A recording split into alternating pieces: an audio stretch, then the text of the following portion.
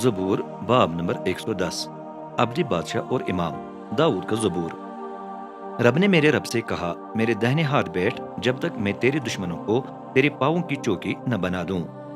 رب سیون سے تیری سلطنت کی سرحدیں بڑھا کر کہے گا، آس پاس کے دشمنوں پر حکومت کر۔ جس دن تو اپنی فوج کو کھڑا کرے گا، تیری قوم خوشی سے تیرے پیچھے ہولے گی۔ تو مقدس شان و شوکت سے آراستہ ہو کر طلوع صبح کے باطن سے اپنی جوانی کی اوس پائے گا۔ رب نے قسم کھائی ہے اور اسے پچھتائے گا نہیں۔ تو ابد تک امام ہے، ایسا امام جیسا ملک صدق تھا۔ رب تیرے داہنے ہاتھ پر رہے گا اور اپنے غضب کے دن دیگر بادشاہوں کو چور چور کرے گا۔